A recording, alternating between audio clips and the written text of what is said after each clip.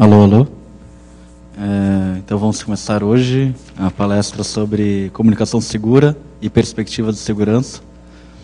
Eu sou Gustavo Gus, um dos organizadores da CryptoParty Brasil e CryptoRave. A ideia da CryptoParty é ser um evento de aprendizado, então aprendizado de como usar a criptografia, como usar uma comunicação mais segura, o que está por trás dessas ferramentas, como utilizá-la no dia a dia e por aí vai. A gente já organizou algumas edições em São Paulo, em Salvador, em Porto Alegre no início do ano, e agora de novo durante o FISE a gente vai ter algumas atividades da CryptoParty. Deixa eu pegar aqui umas. Eu vou perguntar sobre a tradução, né? Eu só vou perguntar em inglês sobre a falta de tradução. If there's anyone here who doesn't understand Portuguese and wants translation from Portuguese into English, can you raise your hand? And if not, then everything will be in Portuguese or translated into Portuguese only. Ok. Não tem ninguém até que parece que precisa da tradução para o inglês. Então, as atividades da CryptoParty durante o FISE vão ser essa mesa, perspectivas e desafios da comunicação segura. Logo após ela, às 4 horas, na 40T, vai ter compilação determinística. Amanhã vai ter o dia inteiro de oficina no prédio, na sala 714. Então vai ter desde como gerar a chave GPG, boas práticas do PGP, e outras oficinas como Tor, Tails, etc. Então é um dia inteiro de oficina amanhã. E no dia 9 vai ter mais 2 palestras sobre segurança oportunística e Perfect Fraud Secrecy e projeto de acesso criptografado, o LIP. Então confiram na programação do FISE, pelo site você consegue acessar toda a programação da CryptoParty no FISE. Bom, então vamos à apresentação dessa mesa. Aqui do meu lado temos o André DB, ele é programador do LIP. O LIP é um dos projetos de criptografia que está discutindo criptografia de uso acessível e, ao mesmo tempo, uma criptografia forte. Vai ter uma mesa só sobre o LIP no dia 9, às 5 horas. Do lado dele está o Daniel Cam Gilmore. Ele é tecnologista e também membro da American Civil Liberties Union, que é uma organização dos Estados Unidos. A fala dele vai ser em inglês e a gente vai traduzir. E do lado dele está o Seth Schoen, que é tecnologista e membro da Electronic Front Foundation, uma organização de direitos civis e digitais que luta há muito tempo nos Estados Unidos pelos direitos dos usuários na internet e direitos digitais. Então, vou passar... sim, a gente teve uma baixa na mesa. Estava previsto o Silvio Rato, ele não pôde vir. Teve uma complicação no horário dele, ele achou que era um horário e acabou sendo outro, que ele estaria disponível. Então, a gente acabou substituindo de última hora pelo Seth Schoen. Convidamos o Seth Schoen para integrar a mesa, e que bom que ele integrou. Queria agradecer todos os viajantes que chegaram até aqui depois de muito tempo de viagem, mais de 10 horas de viagem, então agradecer eles terem vindo e se deslocado até Porto Alegre para participar da CryptoParty.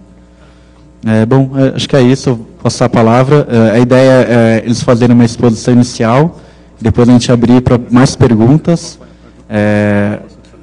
Quem está achando que vai ter várias respostas e várias soluções sendo apresentadas, vocês vão talvez estranhar um pouco, porque eles não são o tipo de pessoas que vendem solução, mas que causam problemas para soluções. Então, acho que é basicamente isso. Eu vou passar aqui para o André.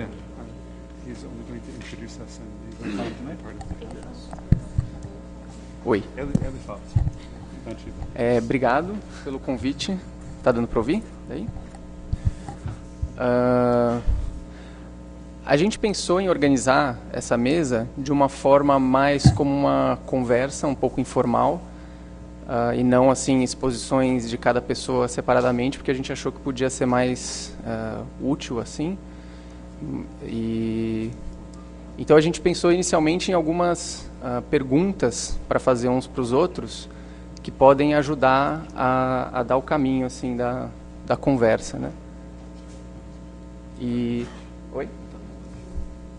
Tá baixo ou tá dando para ouvir? Tá baixo? Melhor? Oi.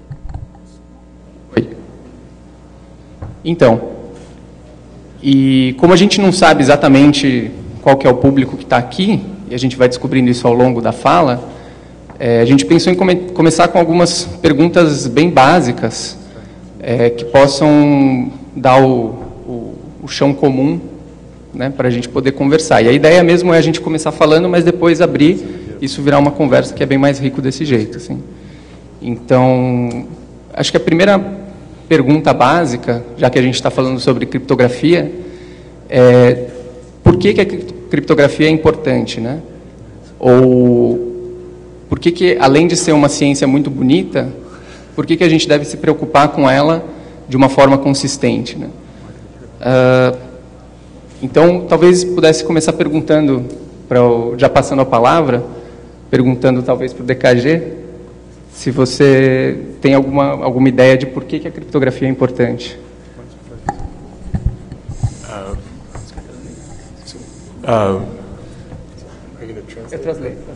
Okay, so cryptography is important because communications security is important. Então, a criptografia é importante porque a segurança da comunicação é importante. And when I say communication security, the things that I'm concerned about, that I think we are all concerned about, are social questions. E quando eu digo a segurança da comunicação, é porque a gente está preocupado com questões sociais. So, for example, are you able to discuss political things that you want to discuss? Então, você pode, por exemplo, discutir questões políticas que você quer discutir? Are you able to express yourself privately in ways that won't cause you problems later? Você pode se expressar de forma privada, de formas que não vão te comprometer mais tarde? And are you able to associate with the people that you want to associate with without fear of that causing you trouble? E será que você pode se associar com as pessoas que você quer se associar de formas que não vão te causar problemas também?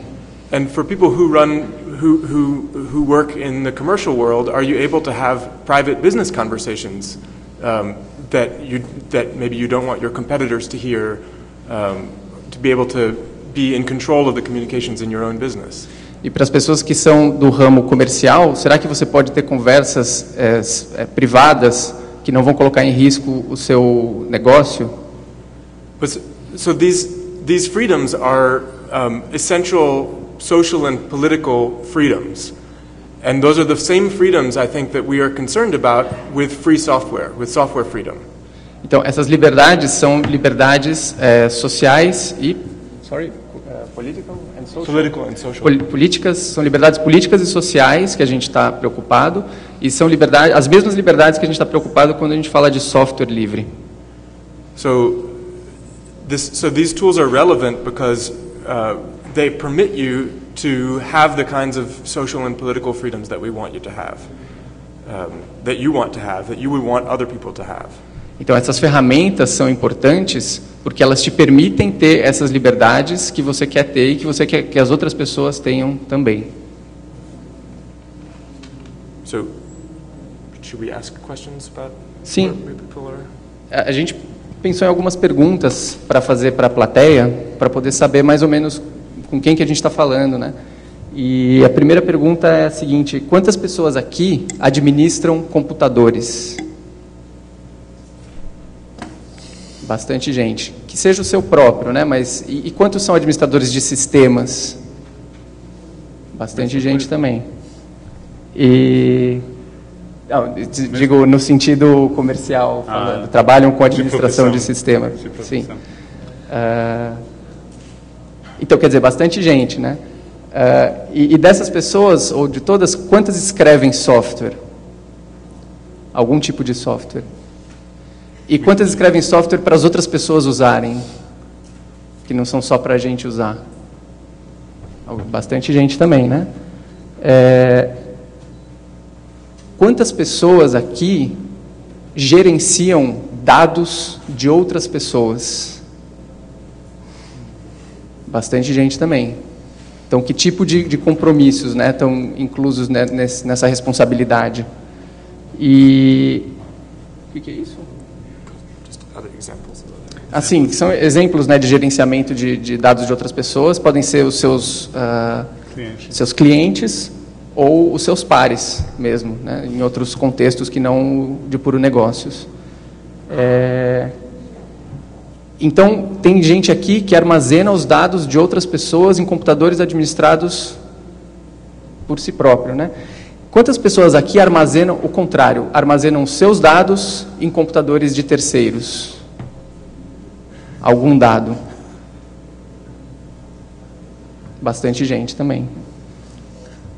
Acho que a ideia é um pouco assim, levantar essas questões para trazer à luz que tipos de compromissos estão envolvidos nesses usos, né, da computação.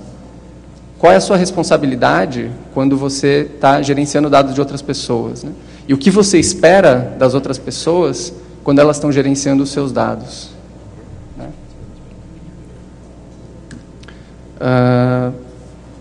Aí talvez a gente possa passar para alguns outros pontos, né? A gente pensou um pouco por que a criptografia é importante.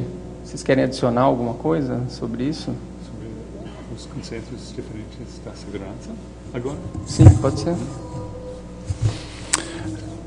Eu pensei em discutir um pouco os conceitos diferentes da segurança que as pessoas podem ter, que nem sempre se pensa nisso, que quando alguém diz segurança, pode falar até do contrário do que outra pessoa está falando, que acha interessante. Qual é a segurança? Um exemplo interessante foi uma vez assistir um evento de segurança nos Estados Unidos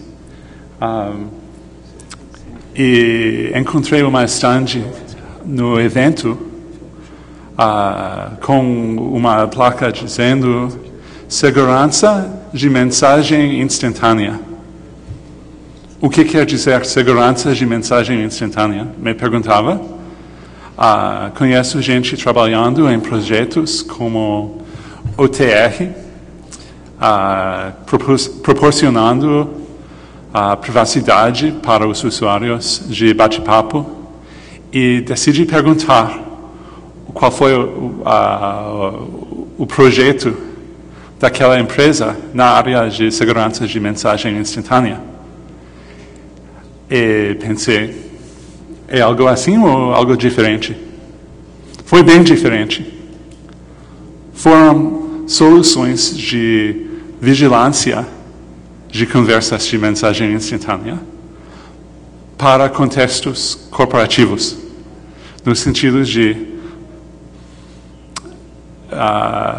monitoramento, vigilância das conversas dos funcionários de uma empresa. Porque, para os funcionários da empresa, no contexto corporativo, o conceito de segurança foi segurança dos interesses corporativos, dos interesses da empresa, não do usuário final, mas da organização. E para eles, a segurança na área de mensagem instantânea é impedir os funcionários de usarem mensagem instantânea de um jeito contra os interesses da empresa, como divulgar segredos, como comportamento inadequado, coisas assim. E até ouvi em outro evento sobre o conceito de segurança de informação, information security. Para a gente, segurança de informação é proteger os recursos como sistemas, comunicações, contra ataques, né? E até você acha uma profissão, uma área de trabalho, que é proteger os recursos contra ataques. Ouvi falar que, para alguns governos, como o governo chinês, como o governo russo, eles usam também o termo segurança de informação. Mas o que quer dizer para eles? É a censura. É a segurança no sentido de impedir a introdução no território nacional de ideias danificantes. E isso para eles é segurança na área da informação. Para nós é coisa totalmente diferente, né? E tem até gente trabalhando na segurança de comunicações, tentando lutar contra a censura. Tem gente impondo censura, dizendo isso é segurança de informação. Então, talvez para entender, né, por que é importante, a gente tenha que pensar o que é segurança. So, what is security for you, for example?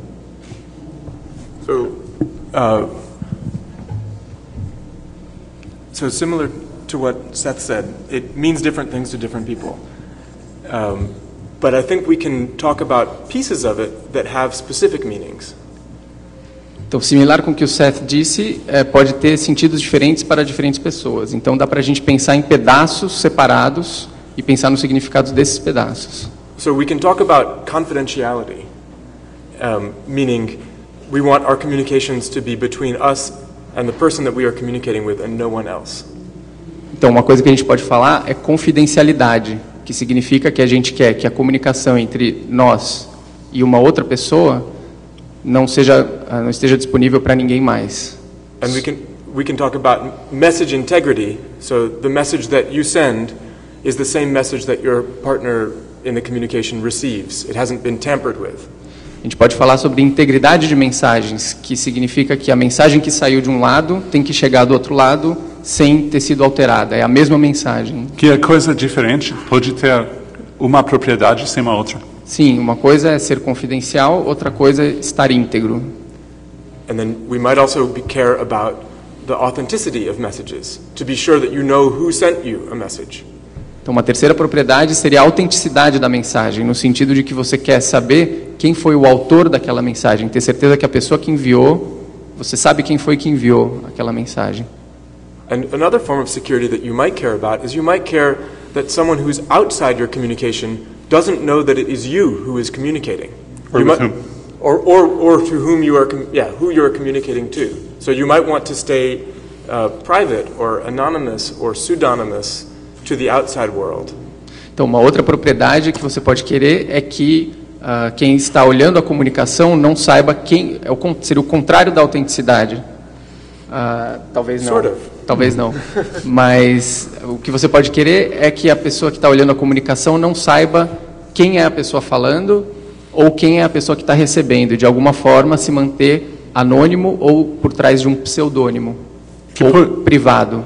Que pode ser até importante para os negócios e para os governos esconder o fato de que uma empresa está falando com outra empresa, porque talvez aquela empresa pretende comprar a outra empresa, ou que o governo não quer divulgar que está falando com o governo.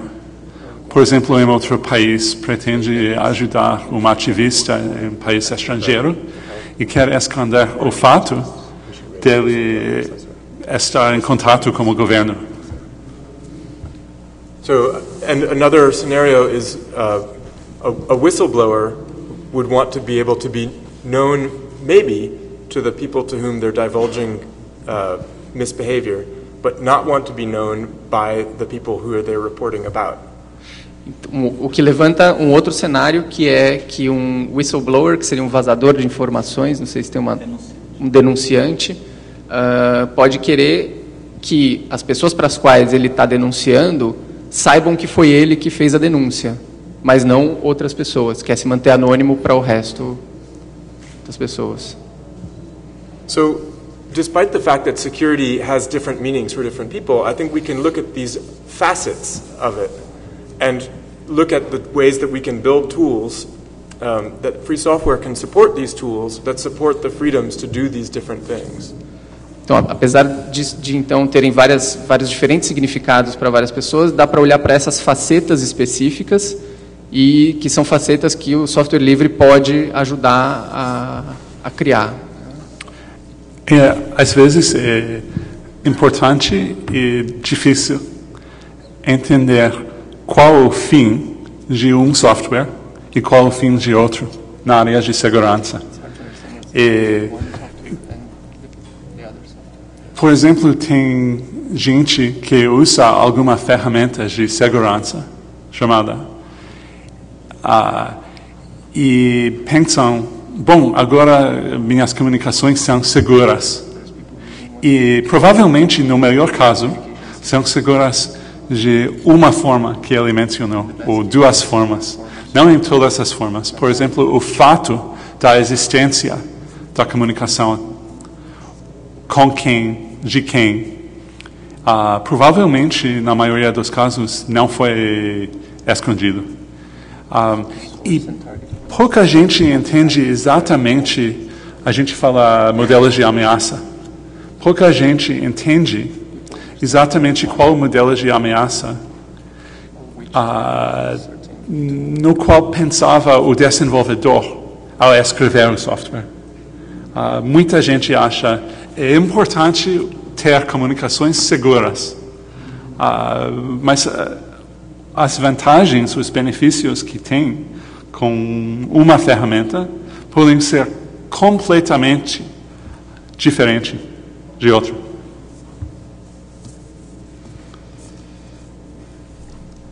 Acho que eu queria aproveitar e fazer talvez mais uma ou duas perguntas, que é só também para a gente ter uma ideia de como que essas coisas estão sendo encaminhadas, né? E não é para colocar ninguém numa situação ruim e tal, mas assim, a gente levantou a mão e viu que tem bastante gente que administra dados de outras pessoas, né? Provavelmente, alguma dessas pessoas guarda chaves privadas no seu computador. Alguém aqui tem chaves privadas? Todos sabem o que são chaves privadas? Poucas pessoas têm chaves privadas. Alguém guarda chaves privadas em um servidor? Essas chaves privadas estão armazenadas em dispositivos seguros, criptografados? Menos gente. Então, são coisas que a gente precisa começar a pensar, né? Qual é a responsabilidade que a gente tem sobre os dados de outras pessoas? O que significa esses dados estarem disponíveis em dispositivos que não estão criptografados, né? O que pode causar esse tipo de coisa?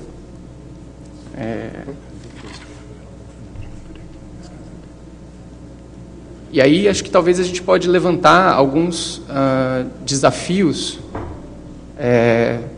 técnicos e sociais de como começar a lidar com essas questões, né? Por exemplo, quais medidas que a gente pode tomar, uma vez que a gente entendeu o que é a criptografia, o que é a segurança da comunicação, ou pelo menos concordou numa terminologia comum do que significa segurança da informação, o que a gente pode fazer, quais são as possibilidades, quais são as soluções possíveis que a gente tem, o que a gente pode fazer para ampliar o uso das ferramentas criptográficas. Será que ampliar elas só no âmbito dos desenvolvedores dos sistemas é suficiente? Ou será que a gente tem que dar algum poder na mão dos usuários também, né? Quanto poder dá na mão dos usuários? Essas são todas questões que precisam ser abordadas de alguma forma para poder começar a chegar em soluções que sejam mais interessantes, né? Então, eu diria que uma das formas, uma das coisas que precisam ser abordadas, que a gente precisa trabalhar, é na educação do usuário. E na educação tanto dos administradores de sistemas quanto dos usuários, né? Se os usuários vão ser responsáveis pela segurança dos seus próprios dados, eles precisam entender quais são as questões envolvidas e como lidar com elas. Um exemplo de como fazer isso são as criptoparties que estão sendo realizadas, que são ambientes onde a gente consegue ampliar o uso, fazer como se fossem oficinas coletivas, né, de uso dessas ferramentas e começar a criar aí uma cultura de segurança. As pessoas precisam começar a usar, entender as ferramentas. Talvez um ponto que eu pensei em abordar também é o seguinte, que informação significa poder, né? E se você não cuida da sua informação, você está delegando poder para alguma outra pessoa ou organização. So I wanted to clarify that we are all making those trade-offs, right? Sim. That we can't all take responsibility for everything. Ele gostaria de esclarecer que todos estamos fazendo esse tipo de troca, né? Que ninguém pode ser responsável por tudo.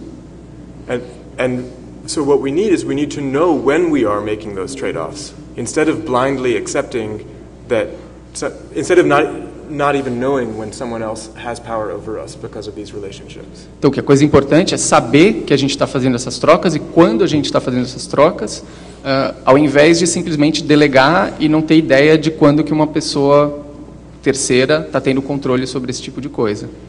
So some of the things that we can do with free software is to make those relationships apparent, make it clear who has control or what kinds of control and what kinds of power are set up in a relationship like that. Então, uma coisa que dá para ser feita no âmbito do software livre é deixar claro esse tipo de relação, deixar claro quando. Can you repeat that? Sorry. When someone has to make it clear in a relationship when someone has power over another. Sim, que deixar claro nas relações quando é que uma pessoa tem poder sobre a outra, uma pessoa ou uma companhia, or a company. Right. And so one of the things that free software can offer is we are already very transparent about what our tools do. Então, uma coisa que o free software pode oferecer é o seguinte: software livre já é bastante transparente sobre o que as suas ferramentas fazem. And so we can work towards formalizing that transparency so that I know, for example, that the tools I'm using are the same tools that someone else is using, and those tools derived from a given piece of source code. Então, uma coisa que dá para ser feita é formalizar esse tipo de transparência, de forma que uma pessoa pode saber que o programa que ela está usando é o mesmo programa que outra pessoa está usando e eles derivam do mesmo código-fonte. E eu terei uma palestra sobre isso, exatamente isso, às 4 horas da tarde hoje. But there are other relationships that we need to be aware of as well. For example, the domain name system and the system of certificate authorities that we use to identify websites. Tem outras relações que a gente precisa olhar, que a gente precisa ficar sabendo como funcionam. Por exemplo, o DNS, o sistema de domínios, e o sistema de autoridades certificadoras. So we can build tools to make those relationships more transparent and to make sure that the parties that have more control, the centralized parties, the ones with the power, are actually that they can be audited, that they can be governed by the large number of people who rely on them. Então, dá para a gente desenvolver ferramentas de forma a tornar esses sistemas, que ele deu exemplo, que são o DNS e as autoridades certificadoras, em sistemas mais transparentes que possam ser auditados, that can be audited, and can be governed by the people e that possam ser governados pelas pessoas que utilizam eles. So one example of that is a free software project called Certificate Transparency that is being made by Ben Lowry, is the lead on it from Google right now, that tries to produce an auditable log of all of the certificates that are issued by the certificate authorities that help us to identify websites. Então, um exemplo de um projeto que faz esse tipo de coisa se chama Transparência de Certificados, feito por uma pessoa chamada Ben Lowry, que trabalha no Google e que tenta criar um log de todos os certificados já lançados em algum momento. É interessante pensar que hoje as pessoas confiam nas autoridades certificadoras, que dizem qual chave criptográfica se deve usar num site ou outro. E assinam um documento eletrônico, um certificado, dizendo esta chave criptográfica é certa para este sítio. E é uma coisa difícil porque são empresas em vários lugares e uma questão interessante foi quem são. Eles fazem bem o que devem fazer e quantas são e quem sabe quem escolher, né? E tem um processo. A gente investigou e tem debate sobre o número de autoridades certificadoras, mas até que parece deve ser centenas de autoridades certificadoras e podem fazer erros no seu trabalho, podem emitir certificados com informações erradas, dizendo esta chave é certa, quando não é. Mesmo porque o processo, em geral, ele é totalmente automatizado, o processo de geração de um certificado. Então, a pessoa abre uma conta, faz o pagamento com cartão de crédito, pede a geração de um certificado e toda a verificação e geração é automatizada. Tá fazendo... e tem exemplos de ataques bem-sucedidos contra as autoridades certificadoras, já, que resultaram em ataques contra a segurança de conexões HTTPS entre usuários finais e sites, que já aconteceu. E, ultimamente, nos últimos anos, surgiu muita ansiedade sobre o papel destas autoridades e da confiança que a gente tem ou não tem nelas. Desculpa. Não, é aqui. E uma dificuldade sempre foi que é bem difícil verificar o que eles estão fazendo, porque o certificado é baixado só no momento da conexão segura entre o usuário final e um site. E se uma autoridade emitir um certificado errado, de propósito ou não, e alguém quer usar o certificado errado num ataque para comprometer a segurança de a conexão, por exemplo, entre o usuário e Gmail, pode apresentar o certificado errado apenas em determinada conexão. E o resto do mundo não vê, não conhece.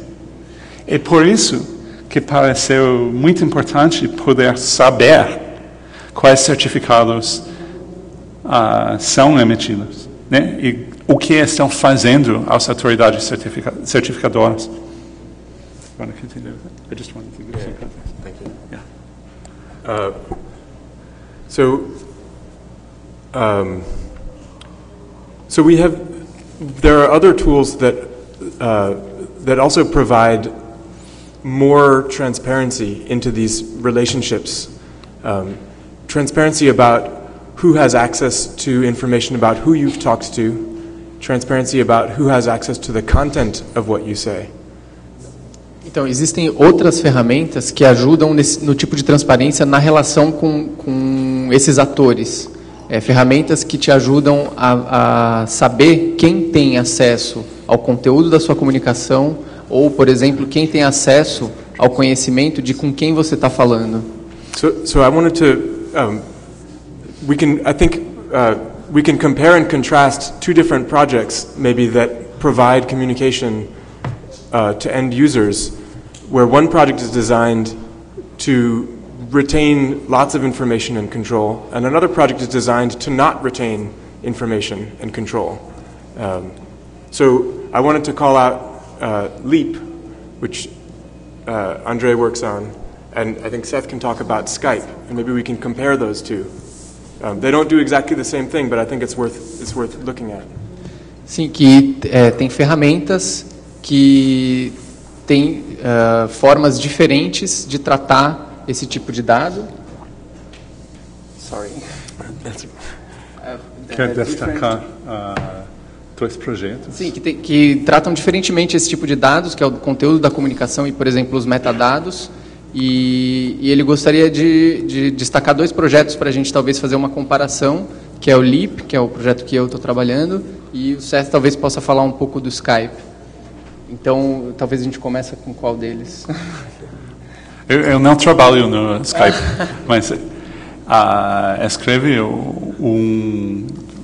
uma matéria no nosso blog ano passado. Infelizmente, apenas em inglês, sobre por que o Skype não inclui proteções mais fortes contra intercepção de comunicações.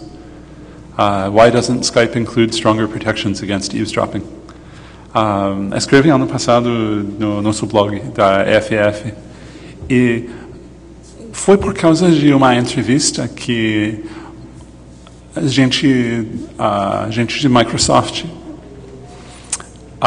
fez com jornalistas sobre alguns documentos sugerindo que tem muita colaboração entre a Microsoft e o governo dos Estados Unidos quanto à vigilância das comunicações e a intercepção das comunicações. E os jornalistas perguntaram o que vocês estão fazendo para ajudar ou para impedir a intercepção das comunicações, das conversas, como, por exemplo, com o Skype. Coisas assim. E foi muito interessante. O Skype é software proprietário e a gente acha difícil saber o que faz, como funciona e até qual o modelo atual de segurança. Cadê as chaves? Quem tem as chaves? Quem tem acesso ao conteúdo? Por onde passam as comunicações dos usuários finais? Coisas assim. E foi muito interessante saber que alguns anos atrás falaram um pouco sobre o modelo de segurança, dizendo que é muito forte, que é ponto a ponto, que a própria empresa não tem acesso ao conteúdo das comunicações, né? E isso foi há 6, 7, 8 anos, talvez. E ano passado, respondendo às perguntas dos jornalistas, foi muito interessante porque basicamente disseram que tem muitas coisas que não podem discutir, tem muitas coisas que gostariam de responder que não podem responder, e que quando atualizam os softwares, às vezes podem ter a obrigação de manter o nível de acesso governamental que existiu antes da atualização e que acreditam que no futuro todas as ferramentas vão oferecer aproximadamente o mesmo nível de segurança das comunicações. Que é muito estranho, né? Porque tem modelos diferentes de segurança.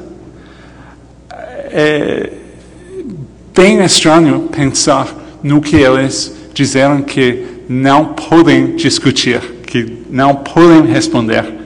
E, ao mesmo tempo, a gente não pode verificar se o modelo criptográfico, se o modelo de segurança do Skype é o mesmo que foi há 8 anos atrás, há 3 anos atrás ou não.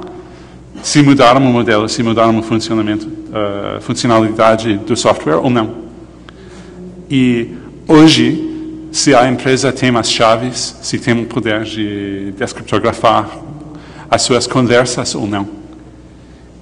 E achei bem assustador pensar que, de certa forma, fora da empresa, ninguém sabe e ninguém pode saber. No sentido do Daniel, quais as relações de poder entre o usuário e a empresa e o governo. Uma coisa que eu não traduzi que ele falou é que muitas dessas ferramentas, o Daniel falou antes, muitas dessas ferramentas elas envolvem diferentes níveis de retenção de dados. Tem a ver com isso que também o Seth estava falando agora. O que me lembra de uma história de que antigamente, até alguns anos atrás, nos Estados Unidos, havia leis que determinavam qual era o nível máximo de criptografia que podia ser usado, podia ser vendido por uma empresa, desenvolvido e vendido dentro dos Estados Unidos e fora por uma empresa. Depende se é considerada exportação ou uso doméstico. Sim. Para uso doméstico não foi... Sim, para exportação de criptografia, uma companhia não podia exportar software que fosse mais forte do que um certo tanto, que basicamente entende-se que é o tanto que o governo dos Estados Unidos conseguiria quebrar aquela comunicação. Isso, a conclusão lógica é que não pode ser uma criptografia mais forte do que o governo dos Estados Unidos pode criar. Então isso era lei. Na época, descreveu inicialmente como arma. Como arma. Descreveram uma criptografia como arma. O que leva a gente a pensar na questão da retenção dos dados, também em face ao Marco Civil que foi aprovado recentemente, que teve muitos avanços em várias frentes, como, por exemplo, a neutralidade da rede, mas que houve concessões que tiveram que ser feitas para poder aprovar aquele Marco Civil. Principalmente o artigo 15, que determina que todos os provedores comerciais devem reter dados de conexão, ou seja, os metadados das comunicações, por pelo menos 6 meses. Né? Então, que tipo de neutralidade de rede é essa, onde um certo tipo de espionagem e vigilância é obrigatório para os provedores comerciais, né? E para provedores de aplicações que não são comerciais, eles estão sujeitos a sofrerem mandado judicial e serem obrigados a reter dados também, né? Então, quer dizer, isso é uma batalha que ainda não terminou, né? O Marco Civil tem esses defeitos e são coisas que a gente precisa olhar e combater. E em contraste com o Skype, eu poderia falar um pouco do projeto que eu estou trabalhando, que se chama LEAP. É uma sigla recursiva como GNU, significa Leap Encrypted Access Project. Então, é LEAP, o projeto de acesso criptografado, cujo objetivo é desenvolver ferramentas, tanto para o lado do provedor, quanto para o lado do usuário, para criar provedores de comunicação segura. Então, tanto e-mail, chat e outras coisas, VPN, sempre com o objetivo, sim, de deixar mais fácil para o provedor instalar essas infraestruturas, deixar mais fácil para o usuário usar, mas também deixar claro quais são as relações de confiança que está se estabelecendo entre o usuário e o provedor e colocar parte da responsabilidade no usuário, né? Então, por exemplo, uma coisa que a gente está fazendo é o seguinte: o software no cliente gera um par de chaves criptográficas e a chave privada o servidor não conhece, o servidor nunca vê a chave privada do usuário, né? Na verdade, a chave privada do usuário ela é encriptada com a senha do usuário, então você de alguma forma já está colocando aí uma responsabilidade, quão forte é a sua senha, né? Quantas senhas você usa, você sabe a sua senha de core ou não,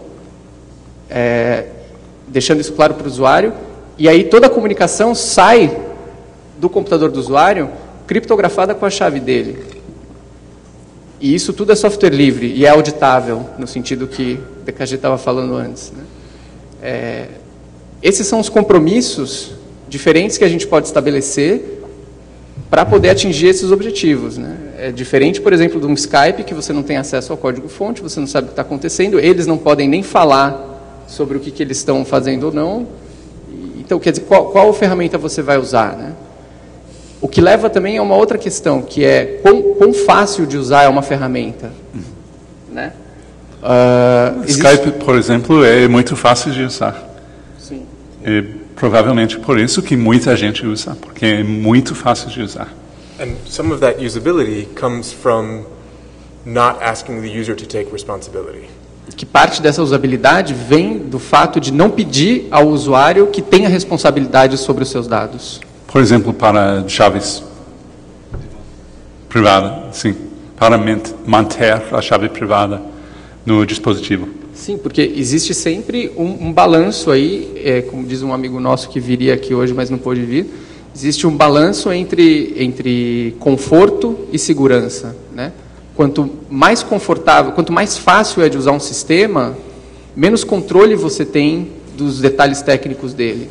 Então, se você e o contrário é verdadeiro, se você quer tornar o sistema mais seguro, é obrigatório que você informe o usuário e eduque ele ou ela e dê poder, né, sobre as suas próprias comunicações. Um debate atual na comunidade, acho, é se a balança, se tem limites inerentes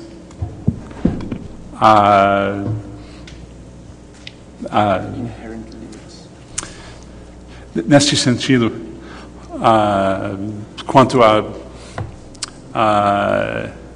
quanto mais fácil pode ficar criptografar seus dados no modelo ponto a ponto. Se eu comunicar com alguém e eu tenho minha própria chave e a outra pessoa tem sua própria chave, tem limites inerentes ou não, ou quais, sobre pode dizer usabilidade neste sentido, sobre o nível de usabilidade de coisas assim, né? So, on this particular question, I wanted to bring up an idea that I've heard proposed for how you can assess the security of a service that you use or a tool that you use through a service, whether you can defend against the service provider. If the service provider might be if you're worried about the service provider having too much access to your information. Um debate que ele gostaria de trazer também é como você pode verificar a segurança desses sistemas, né? Se você está preocupado, por exemplo, com o acesso que o provedor tem dos seus dados, como você pode se defender do provedor de serviços? So the test is kind of tongue-in-cheek. It's kind of it's a bit of a joke. Uma piada. But it's called the mud puddle test, and you use it to think about your mobile phone. So you have important information on your mobile phone, and you want to find out whether your provider has access to that information. So what you do... Sim, que ele tem um teste que pode ser feito. What does tongue-in-cheek mean? Uma piada. É uma piada. Esse teste é tipo quase uma piada. Que se chama mud puddle, seria a poça de lama, né? O teste da poça de lama. E que é para saber se a companhia telefônica tem acesso aos seus dados dentro do seu telefone, aos seus dados importantes. Qualquer provedor. Ou qualquer provedor de serviços. So the test is, you throw your phone in the mud puddle. And maybe you jump on it. Então você joga o seu telefone nessa poça de lama e talvez você pula em cima dela do telefone. And then, using another phone, you call your telephone provider and say, "Help, get me my data. I'm your customer. Can you recover my data?" E aí você liga para o seu provedor de serviços e pede para ele para recuperar os seus dados. Fala, por favor, eu perdi os meus dados. Será que você pode me ajudar a recuperar eles? Na versão original do teste tem outro aspecto, que tem que receber golpe na cabeça para se esquecer das suas senhas. É outro aspecto. E tem uma história também de alguém, talvez você saiba essa história, que alguém ligou para a NSA. Foi para a NSA? Sim, ligou e pediu para pedir informações sobre os seus dados. Falou, por favor, eu fiquei sabendo aí pelos vazamentos do Snowden que vocês têm acesso a todos os meus dados. Eu estava querendo recuperar algumas coisas de 6 meses atrás. Será que vocês poderiam me ajudar? Acho que tem a ver com isso. But so the point of this is that in some cases they can actually give you back your data. Que em alguns casos eles realmente podem te ajudar a recuperar esses dados. And that is a convenience. This is something people actually do want. E isso é conveniente, é uma coisa que algumas pessoas realmente querem, né? So there's a question to us, to people who care about communication security and information security,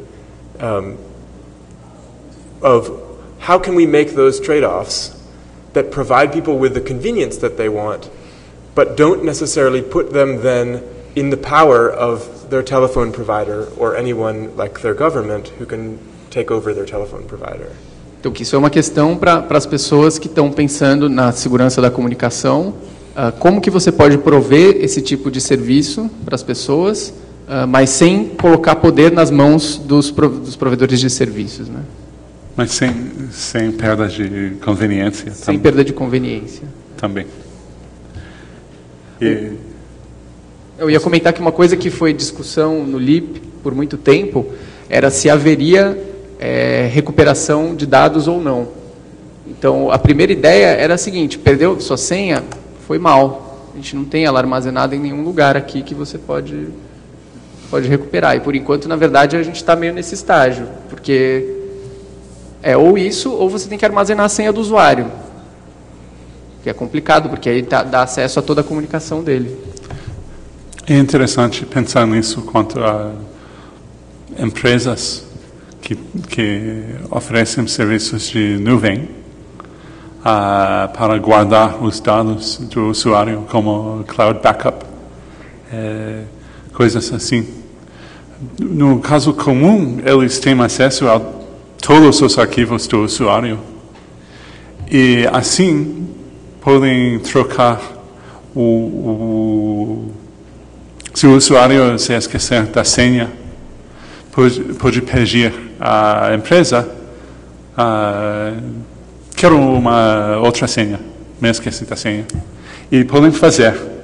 Mas assim tem acesso ao conteúdo de todos os arquivos. E existem outros modelos onde a empresa não tem acesso ao conteúdo, onde os arquivos ficam criptografados no dispositivo do usuário final antes de serem enviados. E, em geral, nestes modelos, o provedor não tem acesso ao conteúdo e não pode trocar senha. Se o usuário se esquecer, acabou. E é interessante, falei com gente de uma empresa assim, e nas publicidades deles, é uma vantagem principal do serviço, dizendo até a gente da empresa não tem e nunca terá nenhum acesso ao conteúdo dos seus dados que guardamos, que não podemos ler. E por isso você precisa a sua senha para ter qualquer acesso aos seus arquivos para descriptografá-los. Mesmo assim, disseram que todos os dias tem gente ligando, pedindo a senha, dizendo: me esqueci da senha, preciso de outra senha. E respondem: a vantagem da nossa empresa é que a gente não pode ler os seus dados sem a sua senha. E tem usuários que até não entenderam isso. Mas é um desafio real, né? Provavelmente os usuários não querem que o provedor puder ler o conteúdo dos arquivos ou passar os arquivos para o governo ou para concorrentes ou qualquer coisa. O que os funcionários do provedor puderem ter curiosidade sobre o conteúdo de arquivos ou imagens de alguém e acessá-los. Mas o usuário também não quer perder todos os arquivos ao se esquecer da sua senha. Existem as duas coisas. É um desafio porque, em geral, parece que não temos o jeito perfeito de solucionar os dois desafios ao mesmo tempo. Queria comentar uma coisa que o André comentou. Ele colocou a questão sobre por que o LIP ele não está armazenando as senhas dos usuários. Na verdade, ele se refere a um grande caso que ocorreu nos Estados Unidos, do Lavabit. Antes disso, queria comentar um pouquinho que a grande questão é que essas várias problematizações, elas surgem quando a gente tem uma confirmação muito positiva, muito clara, de que todos estamos sendo vigiados e é uma máquina de vigilância em massa controlada principalmente pelos Estados Unidos, mas com parceiros em mais 4 países, né? E essa máquina de vigilância em massa, ela não faz uma seleção de, vou pegar aquele cara ou aquela outra pessoa, mas ela faz um uso indiscriminado de qualquer um e de qualquer comunicação. Depois eu vou pedir para o Seth comentar sobre o programa de vigilância do GCHQ contra administradores do sistema. Então, e aí ele comenta depois sobre isso. Mas o principal como que a conveniência da gente acreditar que o nosso provedor ou o nosso servidor vai armazenar de forma segura a informação, ou então aquele programa, o Skype, etc., aquelas ferramentas que a gente utiliza, elas seriam seguras o suficiente para manter a nossa privacidade, e o quanto isso foi revelado que é falho a gente confiar nesses terceiros a nossa privacidade. Então, a grande questão quais são os caminhos, quais são o mindset, ou como que a gente vê, como a gente pode avaliar certas soluções, se elas são seguras ou não. Então, a gente puxa aquele caso do Lavabit, o modelo deles de segurança era, quando o usuário criava uma conta no Lavabit, era um provedor de e-mail dos Estados Unidos, ele automaticamente gerava uma senha e enviava para o usuário a chave privada para ele. O que foi descoberto e que foi revelado, na verdade, pelo dono do Lavabit, que é uma empresa de comunicação segura, é que a NSA, o governo dos Estados Unidos, entrou com uma ordem judicial secreta contra o provedor de serviço, pedindo para que ele fornecesse a senha e os usuários, o acesso aos usuários do servidor de e-mail. Entre os usuários estava o e-mail do Snowden, que ele utilizava para se comunicar com jornalistas e tudo mais. E o Lavabit, a saída deles foi qual? A gente não vai entregar os dados dos nossos usuários porque o nosso serviço ele não existe mais. A gente está fechando o serviço. Então, a gente não pode entregar de algo que não existe mais. Então, foi a saída para o Lavabit não entregar dado dos usuários, né? Eles tinham os dados, exatamente. Então, num outro contexto, o governo ele pode ser mais esperto e conseguir, de fato, esses dados, porque eles existem. Então, a grande questão técnica é como impedir a vigilância de alcançar esses dados, Uma das soluções a gente não vai ter uma senha, o servidor não armazena a senha. E era mais ou menos isso que o Seth estava comentando. Tem uma inconveniência.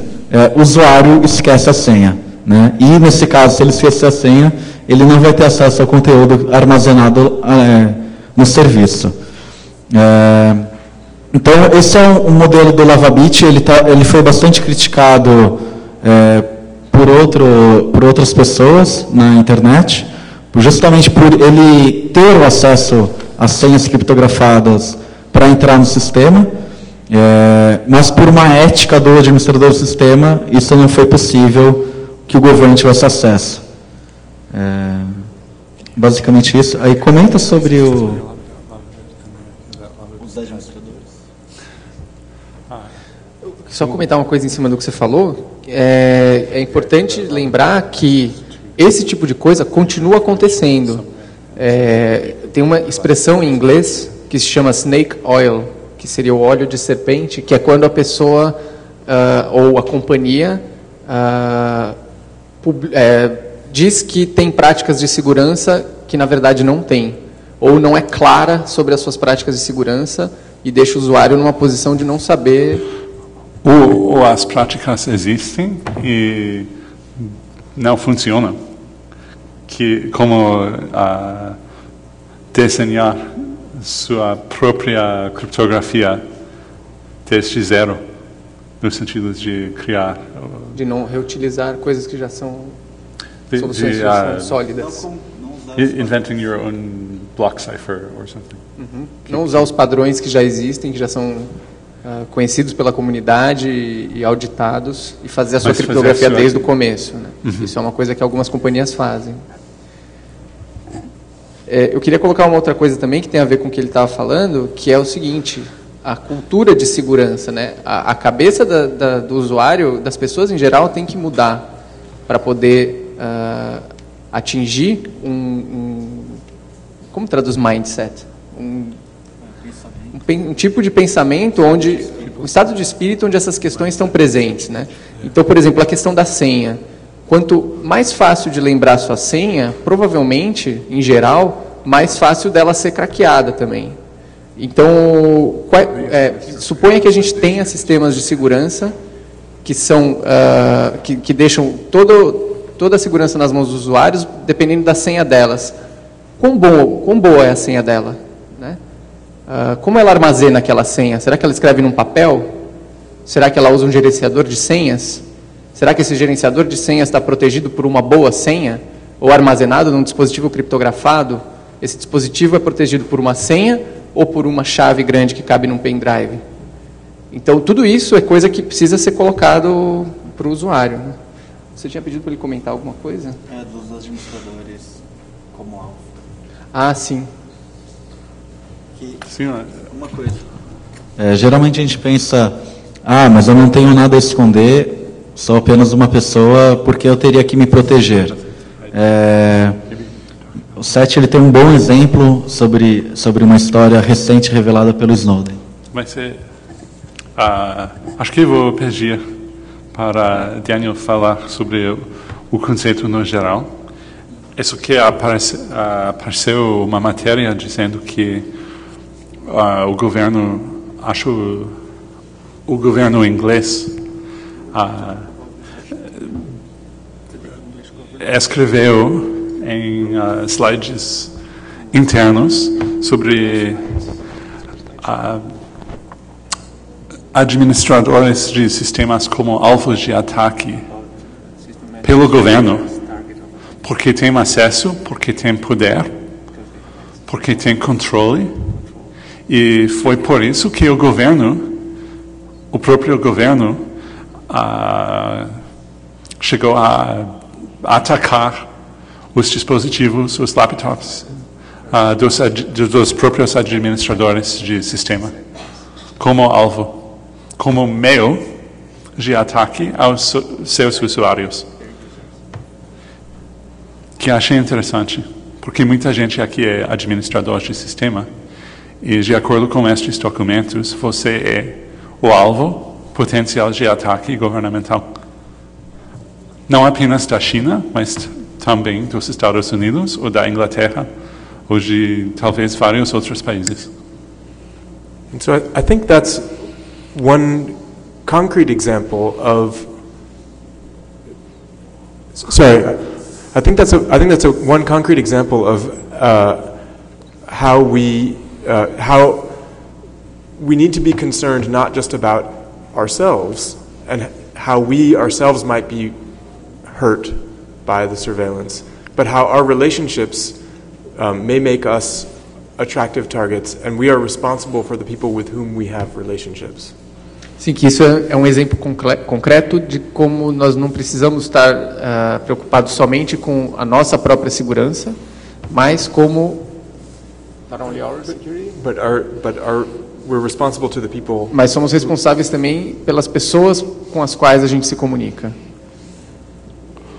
So, and again, this goes back to the sort of questions about what are the freedoms that we might want to preserve as a society. Why are these things important? And I think there's also a bigger question. If you encounter people, actually, how many people here have encountered someone who said, they can have all my data, I've got nothing to hide? Quem conheceu alguém que disse, eles podem pegar meus dados, eu não tenho nada para esconder? Conheceu alguém que disse, que fala assim? So those people, by doing that, they are pushing the boundary of what society considers acceptable surveillance, so that more and more of society comes under surveillance once people have made that sort of concession. Então, essas pessoas, elas estão ampliando, as pessoas que respondem, que dizem que não tem nada a esconder, que as pessoas podem ter acesso aos seus dados, pois elas não têm nada a esconder, estão ampliando as bordas do que é considerado vigilância na sociedade. And so I think we need to ask, when we're thinking about these concerns, what happens to society when the baseline assumption is that everyone is under surveillance at all times? Então isso nos leva a perguntar o que acontece com uma sociedade onde, por padrão, todos são vigiados o tempo todo. And so to bring it back to concrete tools that we can build, how can we make sure that we build tools that resist this sort of mass surveillance? Então, para trazer de volta as ferramentas, como que a gente pode construir ferramentas que sejam resistentes a esse tipo de vigilância em massa? And from a free software perspective, if you're building a tool that isn't about communication security, it's not GPG, it's not a TLS implementation, it's not a crypto tool, how can you be sure that your tool isn't also feeding into these problems? Da perspectiva do software livre, se você está construindo ferramentas que não são ferramentas específicas para a criptografia, se não é o PGP, se não é o SSL, como você pode ter certeza que as suas ferramentas não estão se encaixando nesse sistema todo? And I want to ask a question also to people who I think are the most important developers of free software, which is the users of the free software.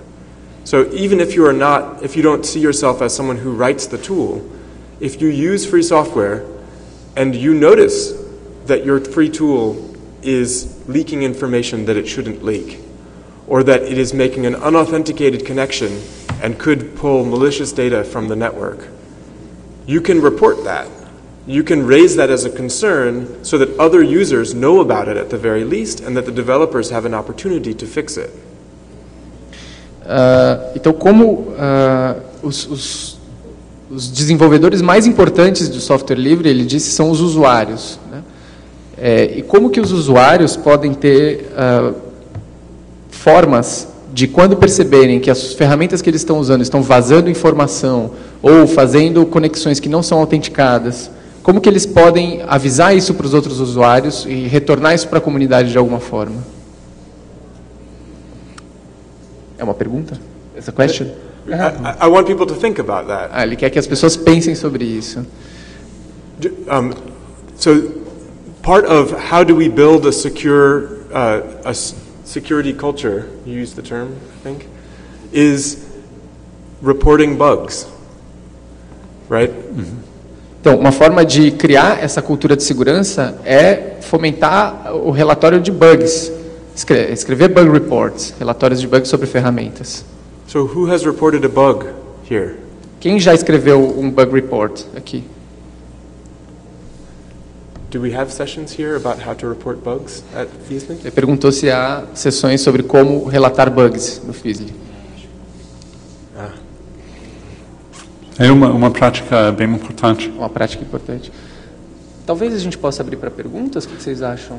Eu quis que já tem mencionar os 3 cenários e o prêmio, se tem tempo. Tempo a gente tem, mas aqui a gente também gostaria de desenvolver. Só para mencionar mais 2 coisas e talvez então abrir para perguntas. Uma coisa que achei interessante foi algo que uma cara Benedita escreveu, desenvolvedor, acho que trabalhava em Mozilla, e escreveu algo sobre seu blog, dizendo que, para ele, tem 3 cenários para o uso da criptografia. E para ele são bastante diferentes. E tem a ver com a pergunta, o que quer dizer a segurança? Para ele tem 3 cenários diferentes para aplicações de criptografia nas redes, para as comunicações.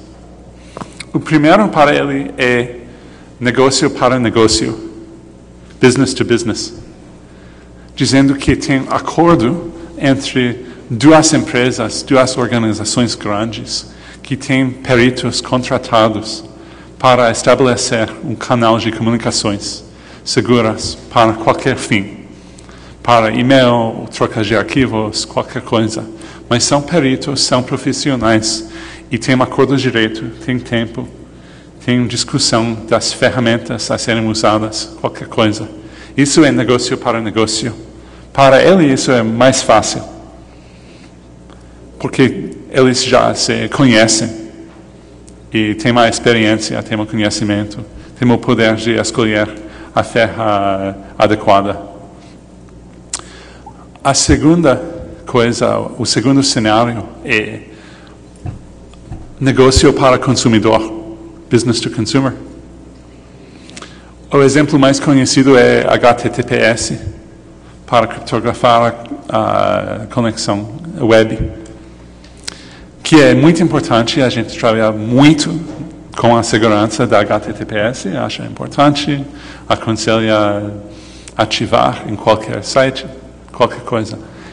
E isso é para proteger a comunicação entre o usuário e o negócio, e uma organização.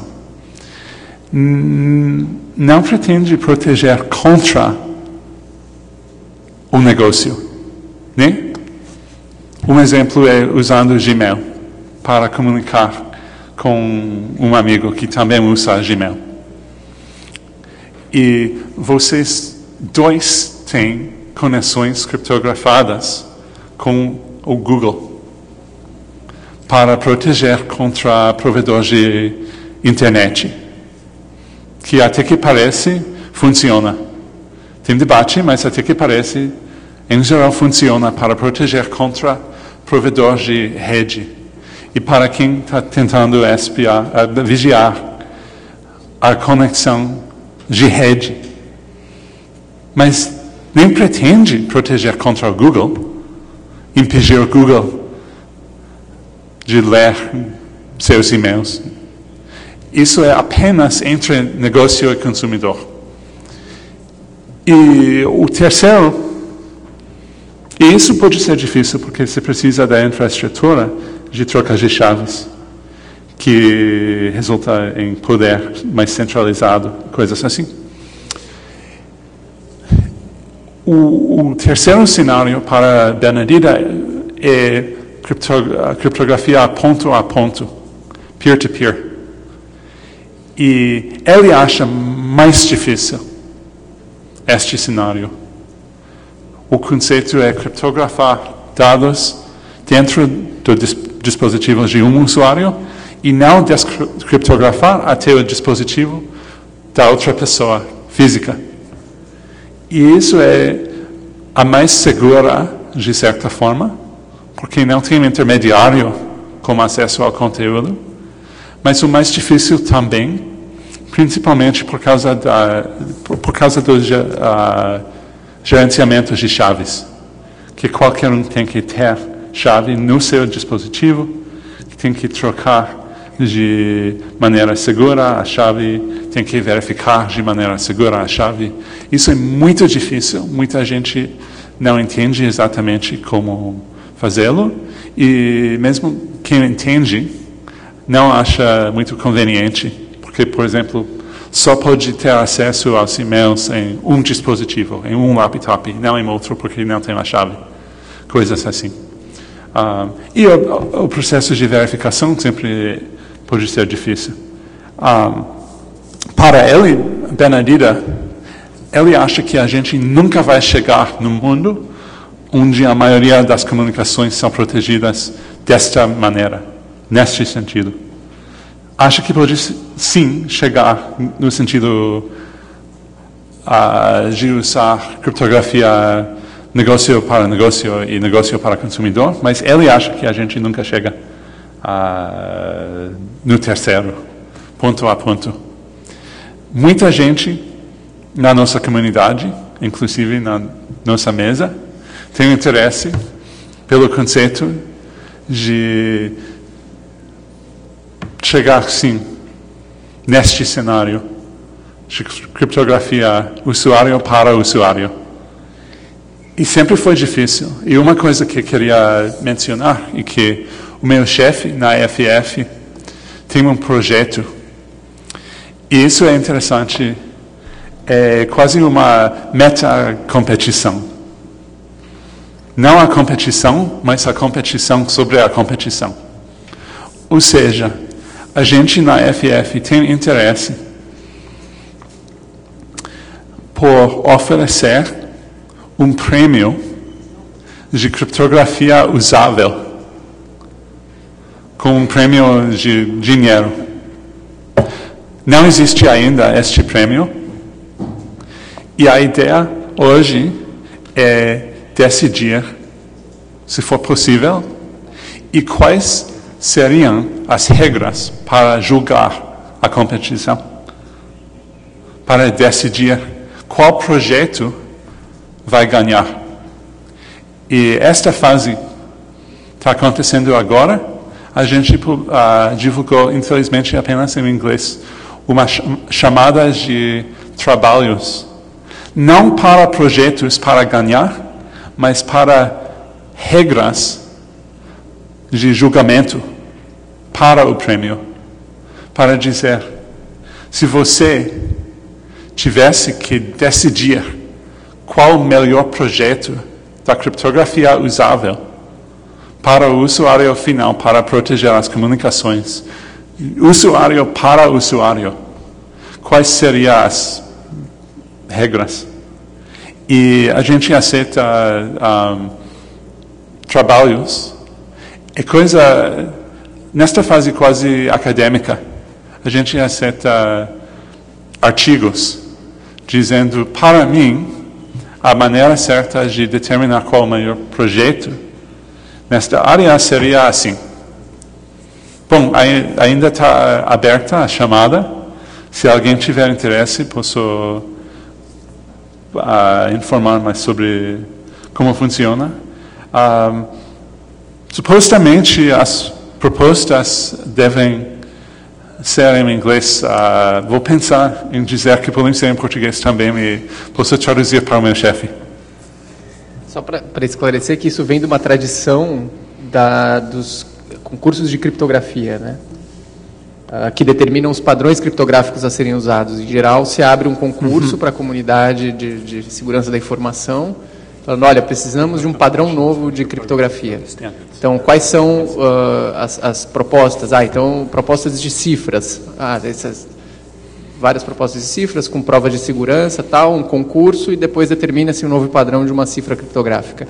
O concurso que ele está falando seria um concurso sobre usabilidade de softwares, de ferramentas criptográficas para o usuário final. E o concurso é um metaconcurso, ou seja, como você decide quais são as regras para determinar qual é a melhor ferramenta criptográfica. Então, exatamente. Que acho interessante pergunta. Uma ideia foi, por exemplo, ter alguns jornalistas que não conhecem muito sobre a informática numa sala, e os desenvolvedores de qualquer ferramenta têm talvez 10 minutos para ensinar cada jornalista a usar a ferramenta. E após disso,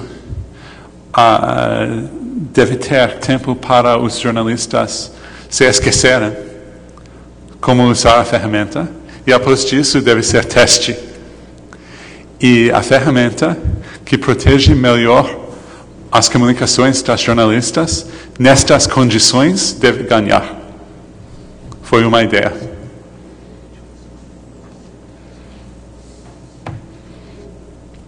Após só 10 minutos de ensinamento e após período para esquecer como funciona. So, this description of the EFF's prize is a great example of civil society trying to support the kind of communication security that we've been talking about. And the other contest that Drebs mentioned about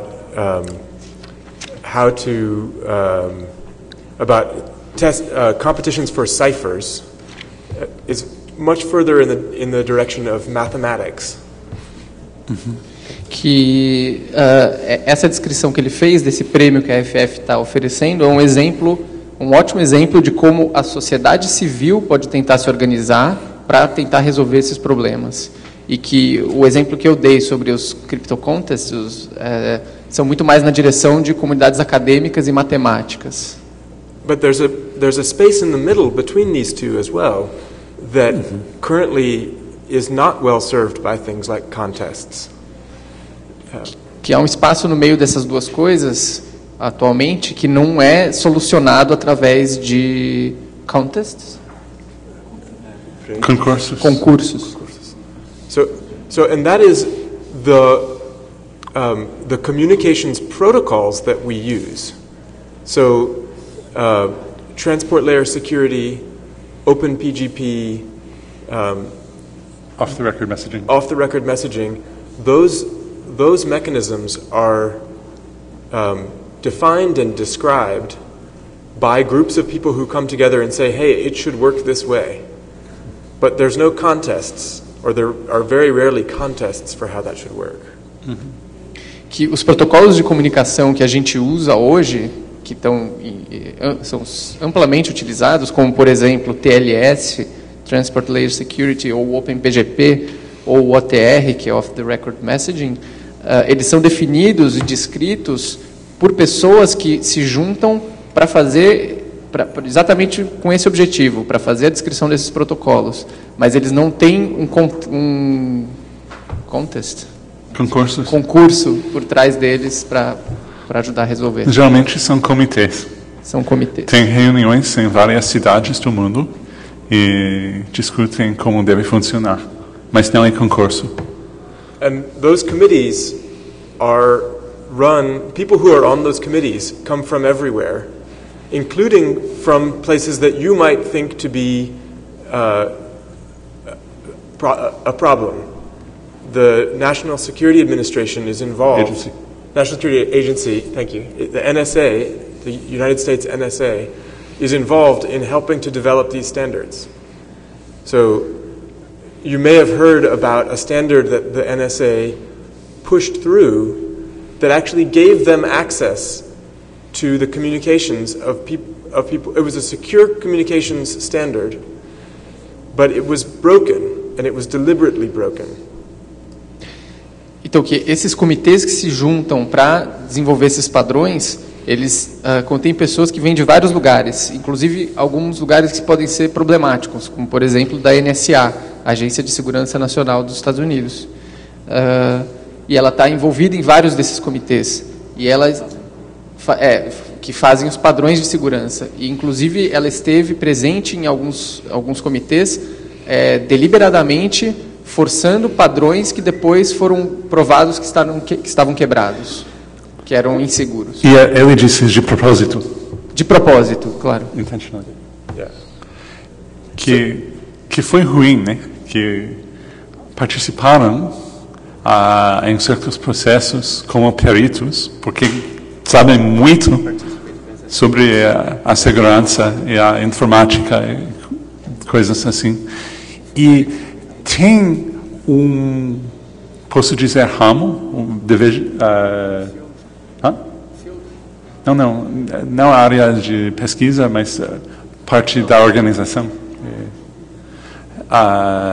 Tem uma parte da NSA que protege as comunicações e tem outra parte que vigia. Tem a parte diretórios de... não sei traduzir, Information Assurance Directorate, que defende, e do outro lado tem Signals Intelligence Directorate.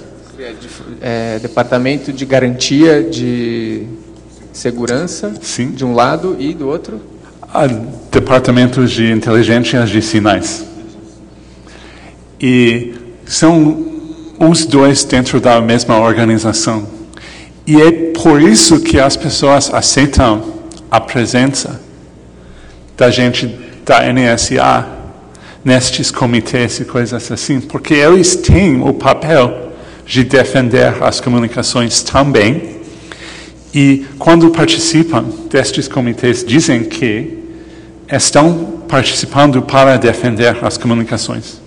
E tem exemplos, quando até que parece, até hoje, defenderam sim, como aspectos do desenvolvimento do DES, que consertaram um problema que o público não entenderam matematicamente até 10 anos atrás, né?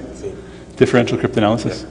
Que eles já entenderam o problema no sentido matemático e consertaram no processo de discussão da padronização.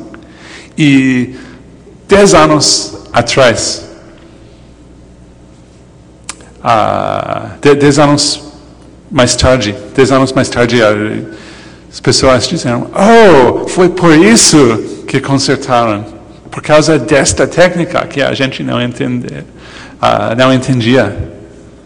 Bom, é difícil saber quais os motivos para a participação governamental na padronização.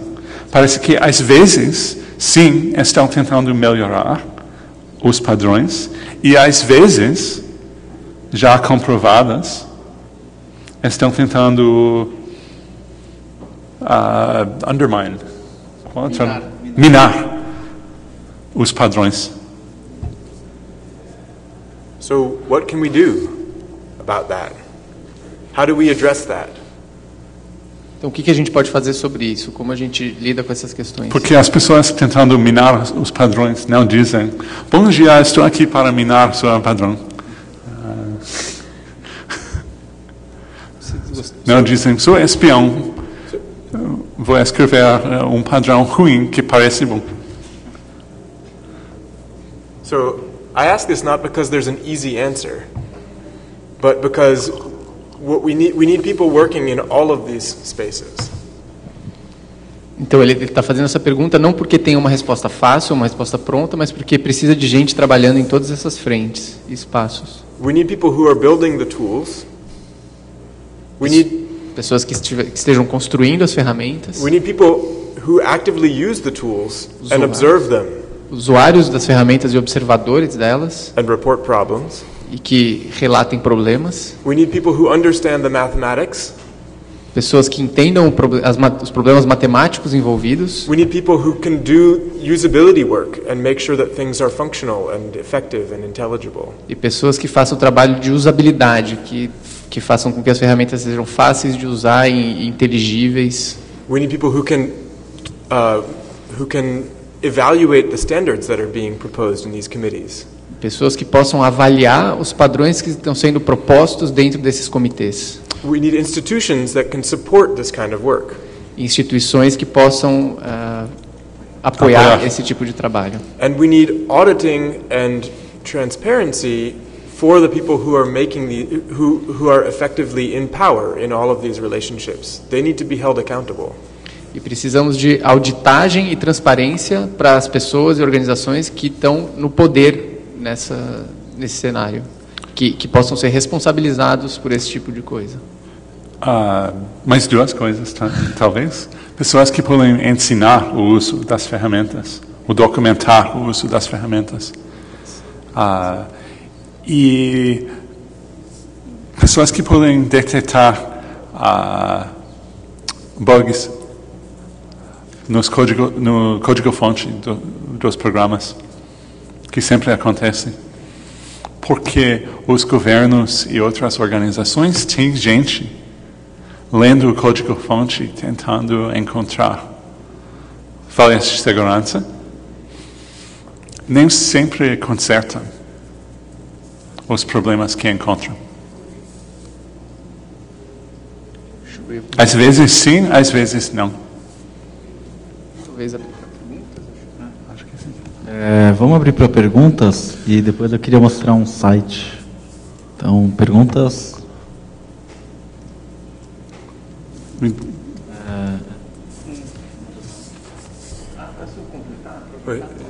let's have the question.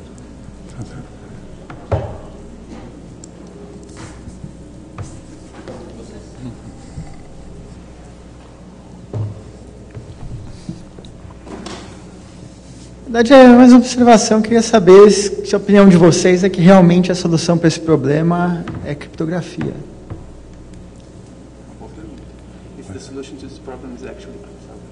Se não é, talvez, ou política, muito antes e com muito mais relevância que a criptografia, e talvez vocês concordem com isso, mas talvez nessa palestra específica não tenham colocado isso com tanta ênfase, ou não necessariamente criptografia, mas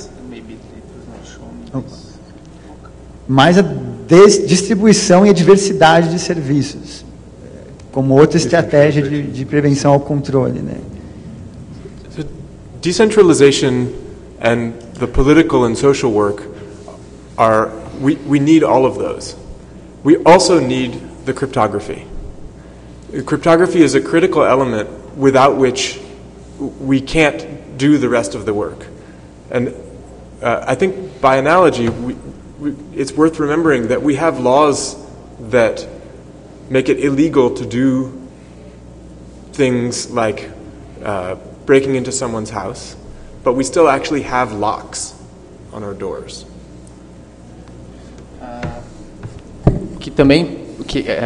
A criptografia é um dos pontos das coisas que são necessárias.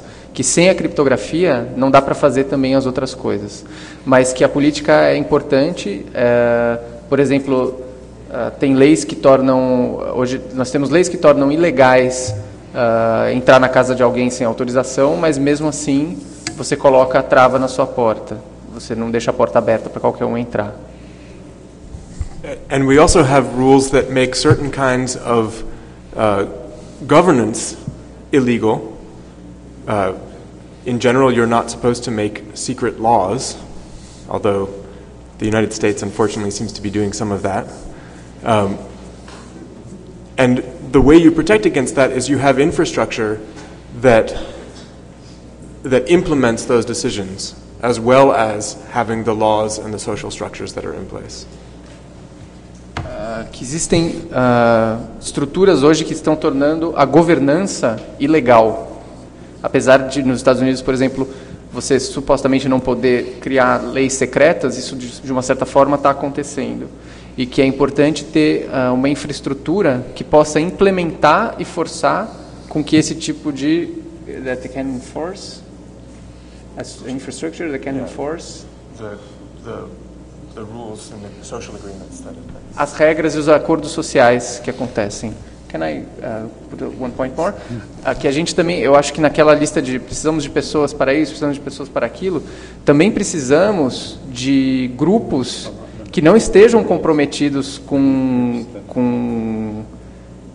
fins de lucro ou com negócios e nem com governos, mas que possam criar infraestrutura autônoma para prover serviço para os usuários. E esses grupos, eles existem, talvez mais próximo do que você imagina. Grupos que possam prover e-mail, prover serviços, precisamos apoiar esses grupos para que eles possam fazer o serviço e se a gente tem que confiar em alguém, vamos confiar naqueles que estão mais próximos e que a gente tem uma luta política juntos, né?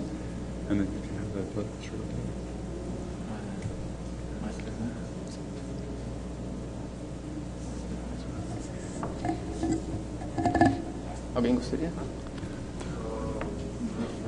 Tem microfone.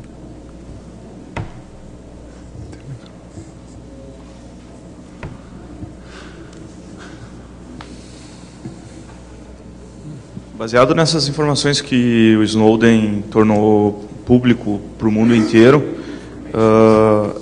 esse tipo de vigilância do governo americano na sociedade dentro dos Estados Unidos e em outros países, ela é uma surpresa para vocês, principalmente para a pergunta para o Daniel e para o Seth? Isso é algo surpreendente, esse nível de vigilância do governo?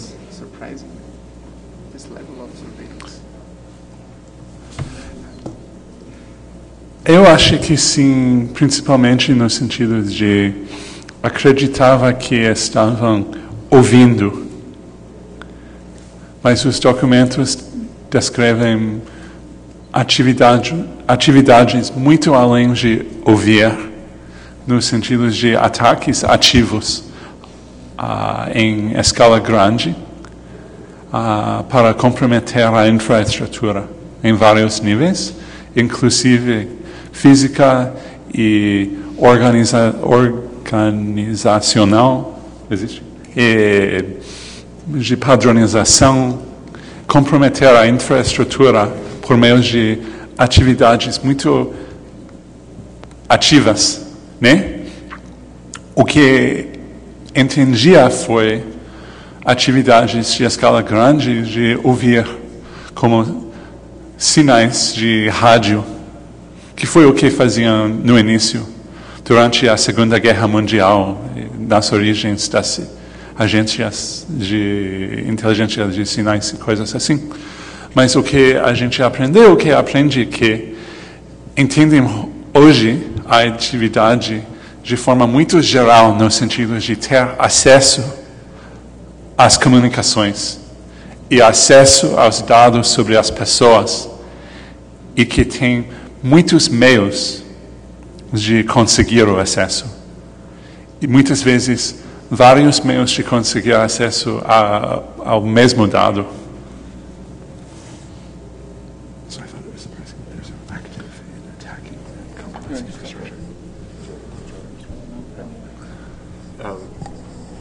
Also, there's a paper recently written by one of the people who develops cryptographic standards and works for Mozilla. And the title of the paper is Meet the New Threat Model, Same as the Old Threat Model. Tem um artigo recente de uma pessoa que trabalha para a Mozilla que se chama Conheça o modelo de ameaça novo, que é o mesmo modelo de ameaça antigo. So, the work that we've been doing for years for communications security has started from the baseline assumption that there's a very powerful adversary from the beginning. So, is it surprising to find that, hey, there actually is one? Que o modelo de ameaça que a gente tem trabalhado por muitos anos, ele conta com que exista um adversário muito poderoso. Mas, de repente, será que a gente fica surpreendido de saber que esse adversário é real, que ele existe? Uma coisa que me lembro que se fala da rede hostil. Se diz hostil. Que pode imaginar que a rede seja que a rede seja gerenciada por um adversário que pretende vigiar, que pretende alterar os dados e coisas assim. E faz parte do modelo normal de ameaça na padronização, né?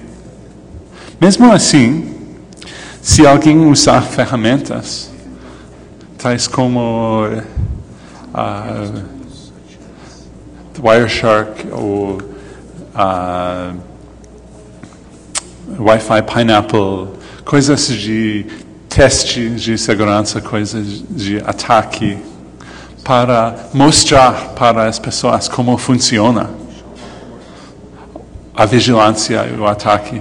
Muitas vezes dizem, uau, isso é poderoso, as pessoas podem fazer isso. E, na verdade, não apenas podem, mas os governos criaram infraestruturas para montar os ataques, na verdade, ao vivo, nas redes internacionais. E o fazem. E, deste sentido, como ele disse, o adversário poderoso existe.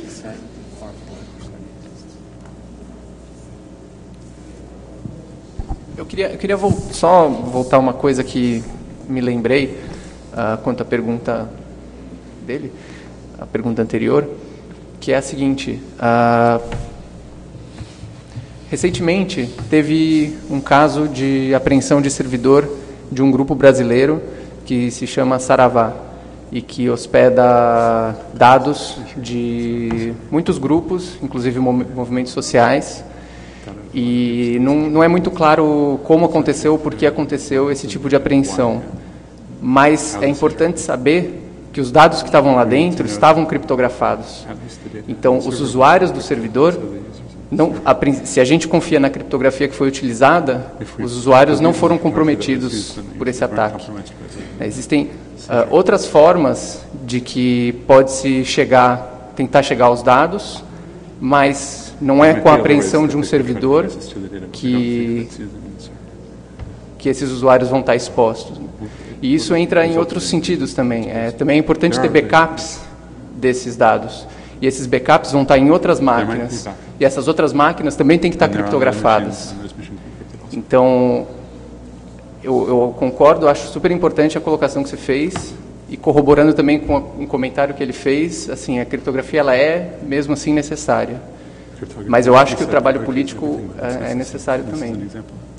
Principalmente no momento de artigo 15 do Marco Civil, aí, que precisa ser repensado. Eu queria mostrar um site.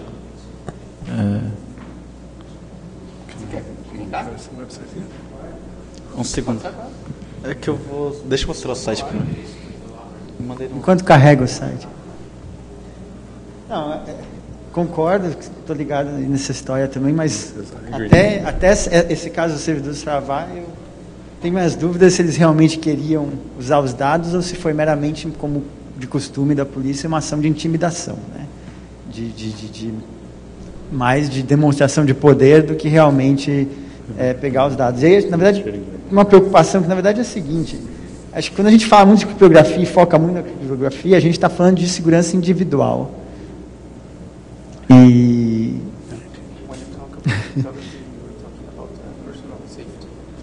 Não sempre. Porque quando a gente está falando de segurança coletiva, de vigilância coletiva, se você pensar o quão distante a gente está do grosso das pessoas terem qualquer coisa perto de um sistema seguro, é puramente fantasioso você falar que vou desenvolver um app de criptografia e todos os Macs vão ficar sem backdoors da Apple. Não vai acontecer isso.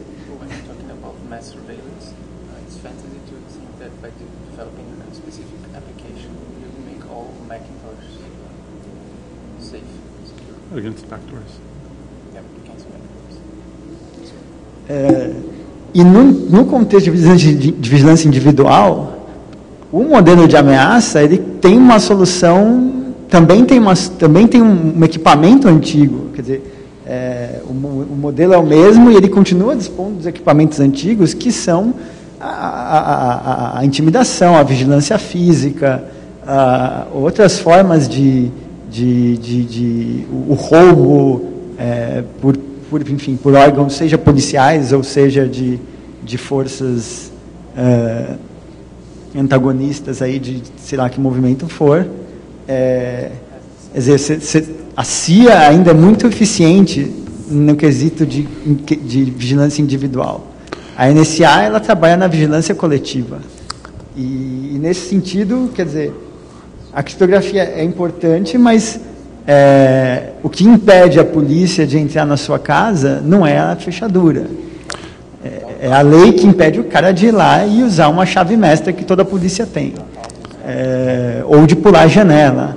Ou de...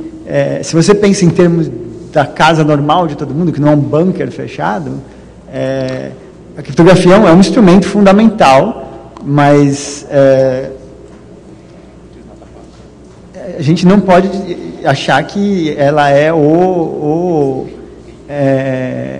garantidor dos direitos. O garantidor dos direitos é impedir que existam essas estruturas políticas de opressão e especialmente de repressão. É claro que eu concordo com o que foi dito, mas acho que assim, a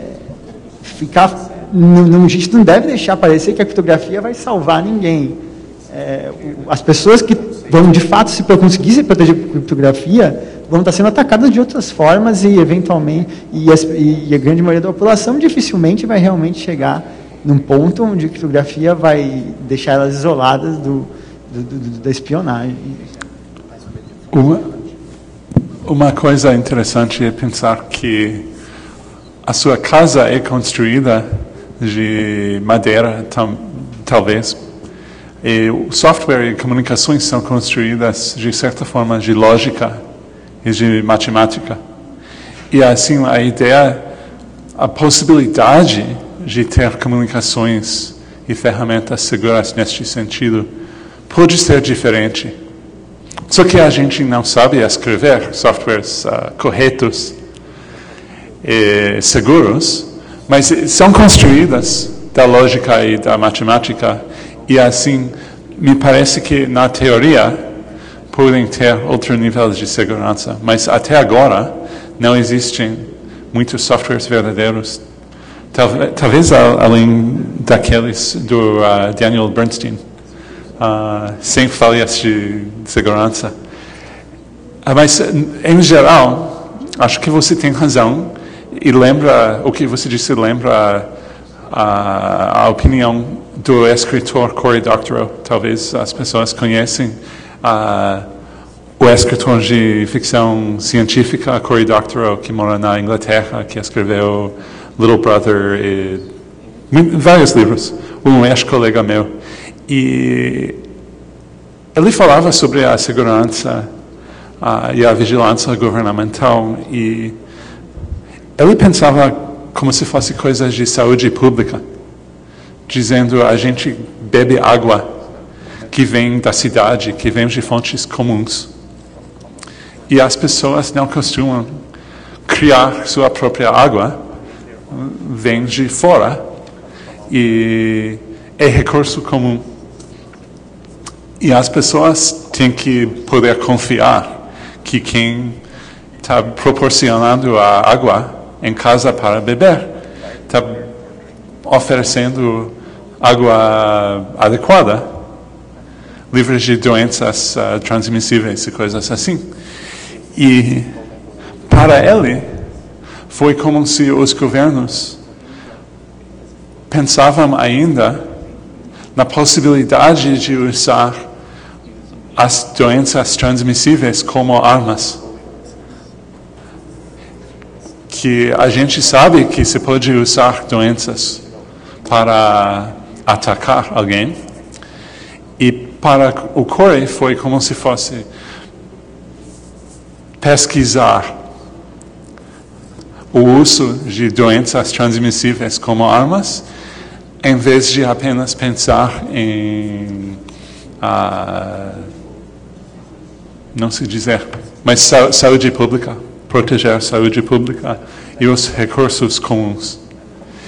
E que se pode sim ensinar coisas para as pessoas individuais sobre como, não sei dizer, coisas higiênicas que são importantes, mas também tem recursos comuns que o indivíduo não pode proteger por sua própria conta.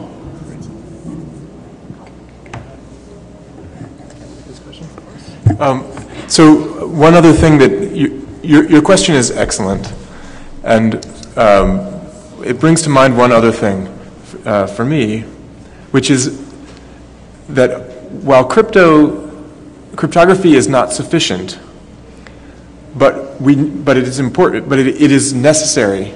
Right? It is necessary, but not sufficient. And to despair that crypto alone will not protect us, I think actually leaves us vulnerable even in spaces where cryptography is not relevant. Let me give an example. Que a pergunta é muito boa e que a criptografia em geral, ela então não é suficiente, mas ela é necessária. E que ele vai dar um exemplo sobre como a criptografia por si só pode fazer uma diferença mesmo em ambientes onde ela não está presente. So, as an example, when you shop online with a website like Amazon, they have a tremendous amount of information about who you are because your tools have not been built to protect your privacy. And now, brick and mortar stores in real life, are trying to track their customers as they walk around the store. Então, um exemplo é quando você compra na Amazon, eles têm um monte de informação sobre quem você é, porque as ferramentas que você usa não foram desenvolvidas com o objetivo de guardar essa informação, de não prover essa informação. Então, o que está acontecendo agora é que as lojas reais, fora da internet, estão tentando seguir os usuários conforme eles andam dentro da loja. And so the argument from those stores, the physical stores, is, well, the online stores get this information. How are we supposed to compete? And so you create, by not pushing back where we can push back because we have the tools, we create a worse base assumption for the rest of society. So we can push back and we should be pushing back. Então, o argumento das lojas físicas é que as lojas online estão fazendo esse tipo de coisa. Então, como que elas podem competir com isso? Então, elas tentam também conseguir esse tipo de informação. E, ao fazer isso, a gente é criado um padrão mais baixo do que significa segurança. E que é nesse ponto que se a gente não força com que as coisas sejam diferentes, elas vão tomando outros espaços, que a gente tem que forçar com que elas sejam diferentes. Você queria fazer um comentário? Na verdade não é sobre esse ponto, é para apresentar a política de compromisso dos provedores com a privacidade, né? Esse é um documento que foi feito com uma série de coletivos junto e de servidores autônomos. A ideia é como vamos proteger os dados dos nossos usuários, qual que é a nossa política de segurança para os nossos usuários. Alguém pode clicar no texto na política?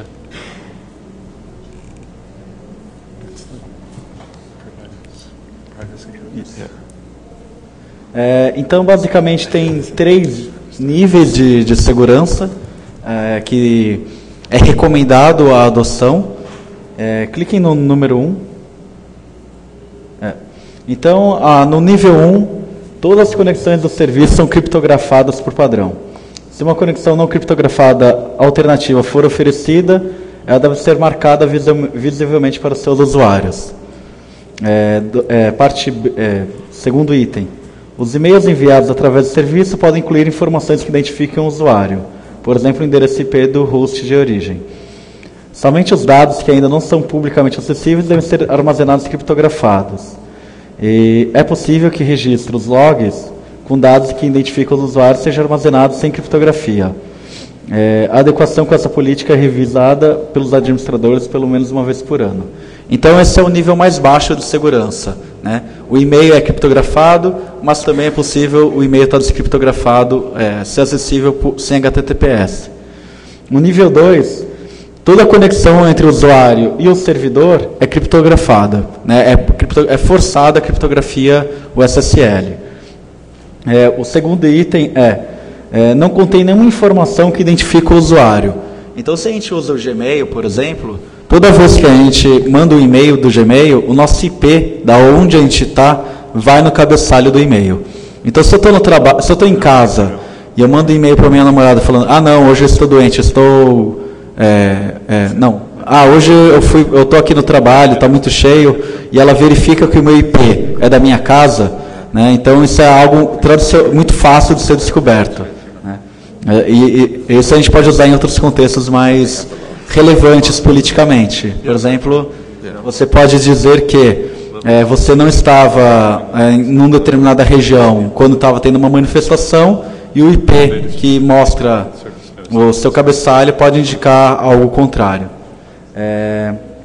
O terceiro item: nenhuma informação que identifica o usuário é armazenada em log, né? Então, o servidor, por padrão, ele remove todos os IPs dos usuários dentro dos logs do serviço. O sistema operacional do serviço e suas configurações só são armazenadas criptografadamente. Então, qualquer configuração do servidor é armazenada, e o sistema de arquivos é armazenado de forma criptografada. E o último item essa política é revisada pelo administrador a cada 6 meses. Uma a cada 6 meses. O nível 3 todos os serviços, eles são disponíveis como serviços ocultos do Tor, Hidden Service. Não é armazenado nenhum registro de usuário ou algum dado do usuário. E a adequação dessa política é revista pelo menos a cada 3 meses. Então, isso é bem interessante a gente se perguntar sobre onde eu estou hospedando meus dados, se eles seguem algum tipo dessa política ou algum item dessa política, né? É um bom parâmetro para a gente olhar para o nosso serviço que a gente está utilizando e se perguntar que dados eles estão coletando da gente, se o nosso IP está disponível e quanto tempo ele está armazenado no serviço. Então é um guia basicamente para a gente olhar e se perguntar, e às vezes mandar e-mail perguntando para o serviço que a gente está utilizando, né? Essa política está disponível no policy.saravá.org. Alguns servidores eles já têm utilizado alguns níveis, alguns itens desses níveis. Por exemplo, o Saravá ele estava utilizando o nível sem logar IP de nenhum usuário e armazenar todos os dados criptografadamente.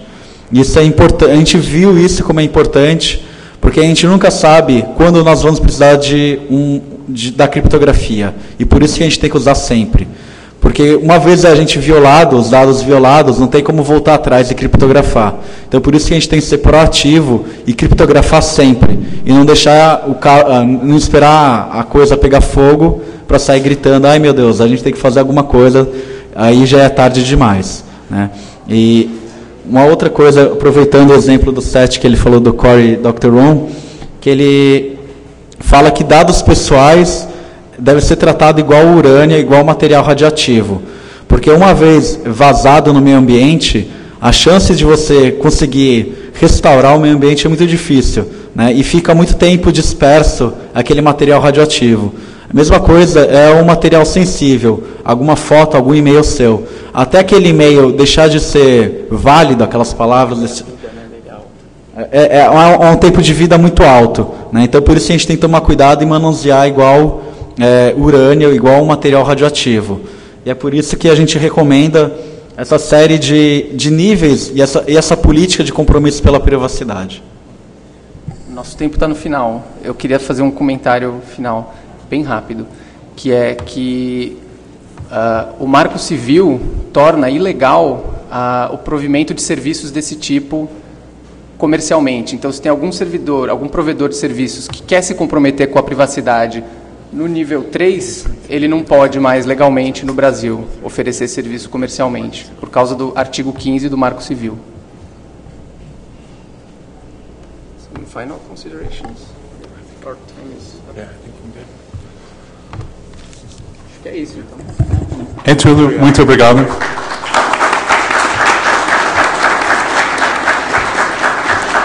A gente sabe que 2 horas de mesa é muito. Obrigado pela atenção.